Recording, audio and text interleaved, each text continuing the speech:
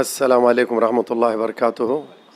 میں سرحان فیصل بن ماضی جمعیت العرب کا سیکریٹری ہوں میں، اور نیوز 20 کی جانب سے میں ان کے توسط سے میں یہ پیغام دینا چاہتا ہوں کہ جو فلسطین کے آج جو حالات ہیں اور جو بربریت اسرائیل کی طرف سے وہاں پر کی جا رہی ہے، جو ظلم زیادتی کی انتہا کو پہنچ گئے ہوں، معصوم بچے، عورتیں، ان کا قتل عام، بلکہ یوں سمجھ لیجئے کہ جس کو نرسنہار بولتے ہیں یا جس کو بولیں گے آپ کے جینیسائڈ، بالکل اس طریقے کے حالات بنا دیے ہوئے ہیں، وحشی پن کی انتہا کر دیے ہوئی ہے، لاشوں کے ساتھ بھی بدسلوکی کی جا رہی ہے۔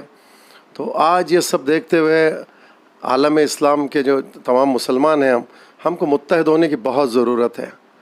ہمارے جو فرقہ واریت میں جو پڑے ہیں قوم، اس سے باہر نکلنا ہوگا، کیونکہ ہمیں کلمت توحید لا الہ الا اللہ محمد رسول اللہ کے یہ ایک جگہ لاتا ہے، ہم کو جوڑتا ہے۔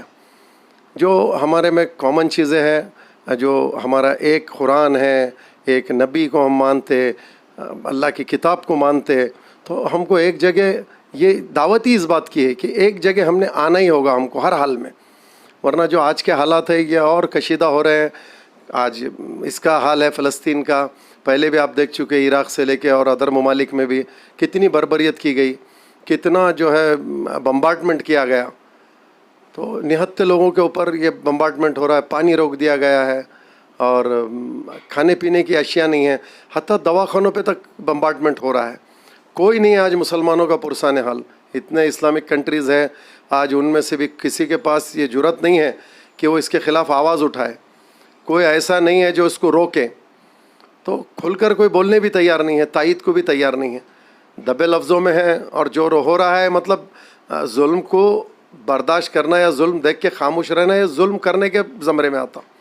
تو میری خاص طور سے ہم ہندوستان کے مسلمانوں سے، بلکہ یوں سمجھو کہ پورے دنیا کے مسلمانوں سے میں گزارش کروں گا کہ متحد ہو جائے اللہ کے لیے، اور خوب دعاؤں کا اہتمام کرے، کیونکہ اللہ کے سوا ہمارے حالات کوئی نہیں بدلنے والا ہے۔ اپنی دعاؤں سے، اپنی عبادتوں سے ہم حالات کو بدل سکتے ہیں، اور تاریخ گواہ ہے کہ جب انسان اللہ پہ توکل کرتا، اللہ اس کے لیے راستہ نکالتا ہے۔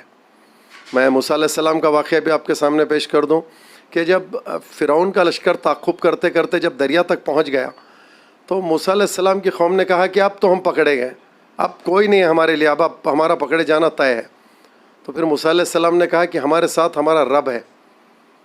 تو اللہ نے راستہ بنا دیا ان کے لیے۔ اور جب اللہ کے رسول صلی اللہ علیہ وسلم غار سور میں جب دشمن ان کے بالکل قریب دہانے پہ تھا، قریب تھا کہ وہ پکڑے جاتے، اور جب ان کے ساتھی ابوبکر صدیق رضی اللہ تعالیٰ عنہ نے ان سے کہا کہ اب تو ہم پکڑے گئے، اب ہم دو، تو انہوں نے کہا نہیں، ہم دو نہیں ہیں، ہمارے ساتھ اللہ ہے۔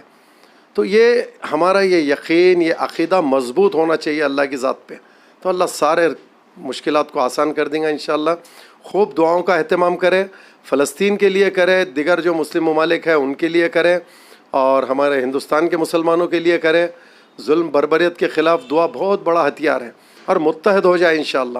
اور میں اور ایک خاص گزارش کروں گا کہ یہ جو اہل اسرائیل ہے، ان کے جو پروڈکٹس ہے اس کا بالکل بائیکاٹ کرے، کیونکہ آپ اتنا تو کر سکتے، جو مظلوم، جو معصوم، جو قتل کیے جا رہے ہیں، آج یہ ہمارے پاس ہوتا تو کیا حالت ہوتی ہماری۔ اس احساس کو جگاتے ہوئے اسرائیلی پروڈکٹ کا پوری طریقے سے بائیکاٹ کریں انشاءاللہ۔ اور میں اللہ سے دعا کرتا ہوں کہ اللہ ان مشکل حالات کو بدل دے، اور اہل اسلام کی حفاظت فرما، اور فلسطین کے مسلمانوں کی خصوصی اللہ ان کو طاقت دے، ہمت دے، اور ان کے دشمن کو ذلیل رسوا خوار کر دے۔ السلام علیکم ورحمۃ اللہ وبرکاتہ۔